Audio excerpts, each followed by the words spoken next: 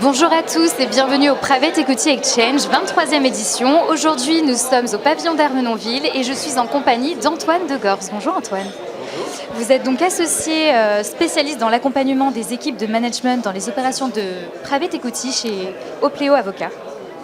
Et j'avais une question pour vous, justement, comment pérenniser un modèle sponsorless après avoir réussi sa mise en place ? Merci pour cette question. Effectivement, réussir la mise en place d'un sponsorless est une première étape, mais elle doit s'inscrire dans la durée et la question est celle de sa pérennité. Je pense que dans un premier temps, il faut revenir à la question de qu'est-ce que c'est un sponsorless. Globalement, un sponsor, on désigne sous cette acception un investisseur institutionnel qui vient soutenir une équipe de management au service d'un projet d'entreprise.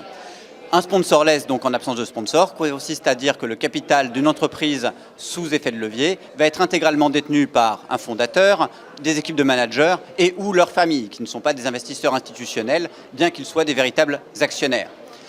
La question doit donc se poser de à quelle entreprise est-ce qu'un sponsorless peut être adapté ?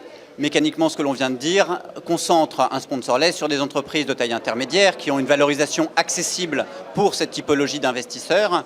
Des entreprises qui généralement, mais ça n'est que empirique, sont passées par 1 ou 2 ou 3 LBO qui ont permis justement à ces managers de dégager les liquidités nécessaires à la reprise du contrôle de leur entreprise. Oui. Mais je crois que le point qui est essentiel au milieu de tout ça, c'est de savoir si l'équipe de direction qui souhaite reprendre a une véritable culture entrepreneuriale au service d'un projet d'entreprise et se comportera réellement comme un actionnaire responsable.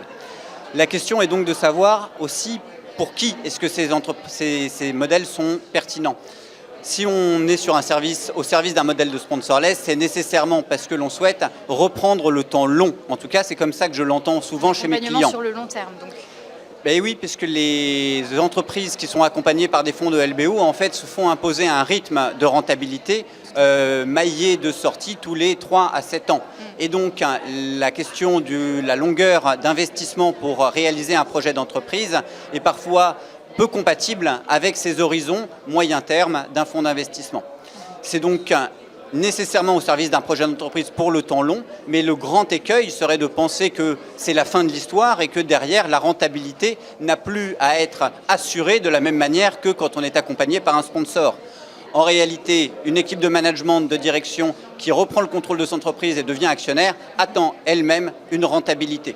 Elle peut se faire certes sous la forme de dividendes, mais un jour ou un autre, cette génération devra passer le flambeau. Et si elle n'a pas anticipé le fait de pouvoir passer le flambeau à la nouvelle génération, mécaniquement, elle sera contrainte d'assurer sa propre rentabilité par la cession à un nouveau fonds d'investissement qui mettra fin au modèle de sponsorless. Ça implique donc mécaniquement une forte anticipation de cette opération dès les premières étapes en réalité, voire avant même la réalisation du sponsorless. J'entends par là qu'il faut absolument favoriser un investissement massif des équipes managériales et surtout favoriser l'identification dans la nouvelle génération des personnes qui seront le plus à même d'être porteuses de ce projet. Tant en termes de gouvernance que financièrement d'ailleurs. La délicatesse, c'est qu'on peut avoir une vision d'entreprise au sein de la nouvelle génération sans les capacités de le financer et donc de reprendre auprès de la précédente génération. Alors évidemment, il y a un certain nombre d'outils techniques, je pense à des actions gratuites ou des mécaniques de FCPE qui permettent de stabiliser l'actionnariat sur le long terme, mais le point qui est essentiel, c'est effectivement d'arriver à réconcilier le capital financier et le capital humain à l'occasion d'une transmission générationnelle qui permettra d'inscrire le projet d'entreprise non pas sur le long terme, mais sur le très long terme pour aller attaquer de nouveaux projets demain de leur côté. Merci beaucoup Antoine, merci également d'être avec nous. Restez, il y a les autres interviews qui se poursuivent.